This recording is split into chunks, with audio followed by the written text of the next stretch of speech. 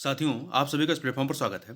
अभी हाल ही में शिक्षा मंत्रालय ने कोचिंग सेंटर के पंजीकरण और विनियमन के लिए दिशा निर्देश 2024 जारी किया है।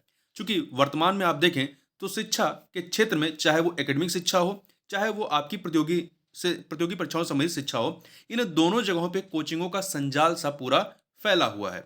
और इन्हीं चीज़ों को या कोचिंगों को ही विनियमित करने के लिए और उन पे एक तरह से लगाम लगाने के लिए ये गाइडलाइन जारी किए गए हैं, जिससे छात्रों के हितों को नुकसान ना हो, बल्कि छात्रों के हितों को सुरक्षित रखा जा सके। तो चलिए प्रारंभ करते हैं। देखिए, शिक्षा की बात कर लेते हैं। पहले शिक्षा यह समवर्ती सूची का विषय है, और जो कोचिंग संस्थान है ये राज्यों तथा केंद्र शासित प्रदेशों के अधिकार क्षेत्र में आते हैं और उन्हीं के द्वारा विनियमित किए जाते हैं। तो ध्यान रखिएगा, शिक्षा समवर्ती सूची का विषय, मतलब कि इस पर केंद्र और राज्य दोनों ही कानून बना सकते हैं। चूंकि कोचिंग संस्थान राज्यों के विषय हैं, इस कारण से केंद्र ने इन दिशा निर्देशों को राज्यों तथा केंद्र शासित प्रदेशों के विचार के लिए पहले उनके पास भेजा था, और उसके बाद ही ये गाइडलाइन जारी की गई है। अब प्रश्न उठता है कि इन गाइडलाइनों की आवश्यकता क्यों थी। तो कुछ कारणों को पहले देख लेते हैं, जिससे समझ में आएगा कि गाइडलाइनों की जरूरत क्यों थी। तो देखिए, हाल ही में कोचिंग संस्थानों में आग लगने, आत्महत्या आदि के कारण छात्रों की मृत्यु के अत्यधिक मामले सामने आए हैं। जैसे कई सारे जो आपके न्यूज आई, जिसमें देखा गया कि कई कोचिंग संस्थानों में आग लगी तो छात्रों को निकलने के लिए उसमें प्रॉपर व्यवस्था नहीं की गई थी। बहुत कम स्पेस में बहुत सारे छात्रों को एक साथ पढ़ाया जा रहा था, मतलब उनकी सुरक्षा के लिए कोई व्यवस्था नहीं की गई थी। ऐसे मामले सामने आए। इसके अलावा ये संस्थान छात्रों से बहुत अधिक फीस वसूलते हैं और इनके पढ़ाने के तरीके पर भी सवाल उठते रहते हैं। इस कारण ऐसे दिशा निर्देश जरूरी हो गए थे।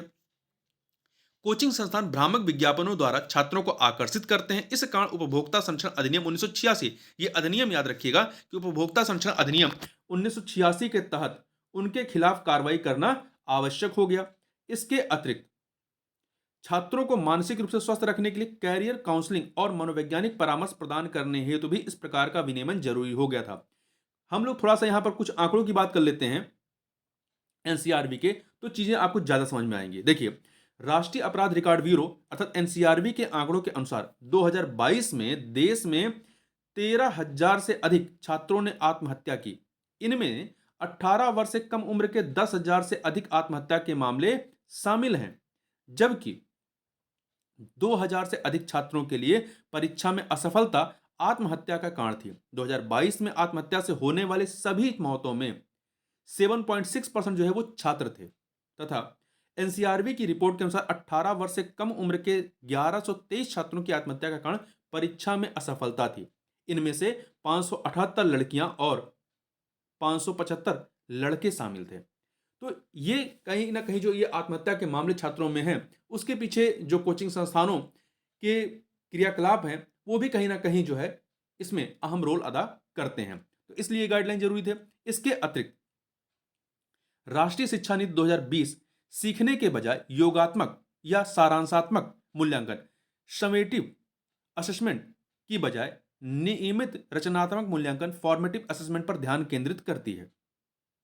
ध्यातव्य है कि योगात्मक या सारांशात्मक मूल्यांकन कोचिंग संस्कृति को प्रोत्साहित करता है। जैसे कि आप सभी ने देखा होगा कि कोचिंग संस्थान क्या करते हैं, जैसे कोई इतिहास की बुक है जो आप पूरी बुक पहले पढ़ते थे, अब वो बुक नहीं पढ़नी होती है, वो आपको क्या करते हैं, उसका सारांश आपको लिखवा देते हैं, एक नोट्स बनवा देते हैं, और आप उसी सारांश को या उसी नोट्स को पढ़ करके आप परीक्षा देने जाते हैं।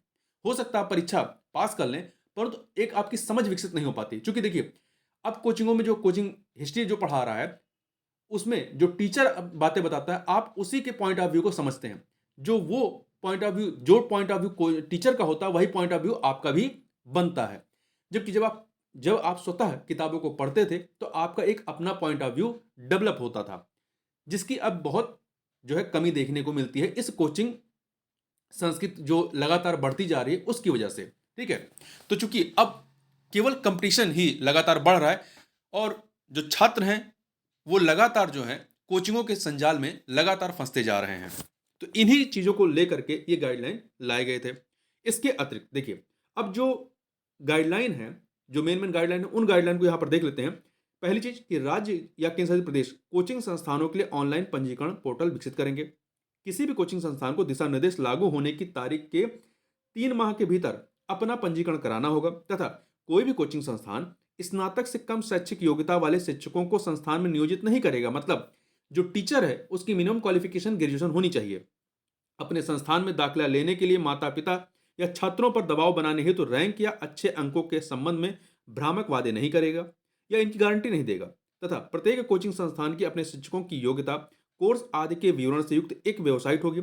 इस विवरण को समय समय पर अपडेट किया जाएगा तथा 10 वर्ष से कम की उम्र के छात्र छात्राओं का एडमिशन नहीं लिया जाएगा कोचिंग संस्थानों में, और 12वीं की परीक्षा पास करने के बाद एडमिशन लिया जाएगा। ये महत्वपूर्ण है। ठीक है। हर एक कोर्स की फीस फिक्स होगी, बीच में फीस नहीं बढ़ाई जाएगी, साथ ही इसकी रसीद भी देनी होगी। मतलब ऐसा नहीं कि 2 महीने बाद आप फीस बढ़ा दीजिए। ठीक है। तय समय से पहले कोर्स छोड़ने पर 10 दिन में बची फीस वापस करनी होगी। मान लीजिए कि कोई कोर्स आपका 6 महीने का था, आपने जो है कोचिंग को 4 महीने में ही छोड़ दिया, तो 2 महीने की जो बची हुई आपकी कोचिंग की फीस है, वो कोचिंग की फीस संस्थान को, कोचिंग संस्थान को वापस करनी पड़ेगी विदिन 10 डेज। ठीक है। इसके अतिरिक्त अगर स्टूडेंट हॉस्टल में रह रहे हैं तो हॉस्टल फीस और मेस फीस, जहां आप खाना खाते हैं, उसकी भी फीस आपको, जो शेष बचे हुए टाइम की फीस, कोचिंग संस्थान को लौटानी होगी। कोचिंग की वेबसाइट पर फैकल्टी की योग्यता और कोर्स पूरा होने की अवधि बतानी होगी। हॉस्टल की सुविधा अगर है तो फीस और मेस की पूरी जानकारी देनी होगी। बच्चों की मानसिक स्वास्थ्य पर का भी ध्यान रखना होगा, साथ ही उनके ऊपर अच्छा परफॉर्म करने का दबाव नहीं बनाया जाएगा। स्टूडेंट अगर किसी परेशानी में हो तो उसकी मदद के लिए आगे आना होगा। कोचिंग सेंटर में साइकोलॉजिकल काउंसलिंग के लिए प्रॉपर चैनल हो। मनोवैज्ञानिक और काउंसलर की जानकारी अभिभावकों को भी देनी होगी। ट्यूटर अर्थात शिक्षक भी स्टूडेंट को गाइडेंस देने के लिए मानसिक स्वास्थ्य पर ट्रेनिंग ले सकते हैं।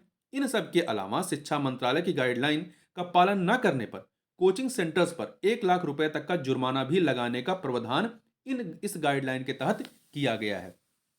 तो ये गाइडलाइन जो है आपके जो कोचिंग संस्थानों की जो मनमानी है, उस मनमानी पर अंकुश लगाने के लिए यह लाया गया है। और साथ ही अगर कोचिंग वाले स्टूडेंट से ज्यादा फीस वसूलते हैं तो कोचिंग का रजिस्ट्रेशन रद्द कर दिया जाएगा। इसके अतिरिक्त एक और महत्वपूर्ण चीज क्या है कि जिन कोचिंग सेंटर्स की अलग अलग ब्रांच हैं, अलग अलग ब्रांच हैं, उनको हर ब्रांच के लिए अलग से रजिस्टर कराना होगा। ठीक है। यानी कि हर सेंटर एक अलग कोचिंग सेंटर की तरह माना जाएगा।